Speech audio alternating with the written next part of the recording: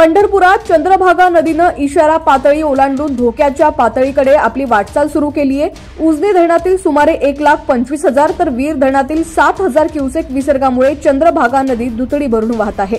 तर नदीकाठच्या घरात पाणी शिरण्यास सुरुवात झाली आहे। पंढरपूर तालुक्यातून ओढे नाले भरून वाहत आहेत। हे पाणी देखील भीमा नदीत मिसळत आहे। त्यामुळे धरणातून येणारा विसर्ग आणि स्थानिक ओढे नाल्यांचा विसर्ग पाहता भीमा नदीतून 1,50,000 क्युसेक वेगाने वाहण्याची भीती व्यक्त करण्यात येते।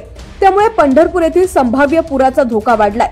पंढरपूर इथं भीमा इशारा पातळीवरून वाहणारी धोक्याच्या पातळीकडे वाटचाल करत आहे।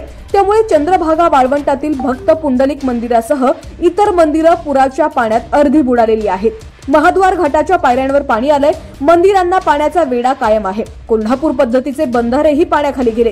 तेथील वाहतूक गेल्या 2 आठवड्यांपासून बंदच आहे। नदीकाठच्या गावांमध्ये प्रशासनाकडून सतर्कतेचा इशारा देण्यात आलेला आहे।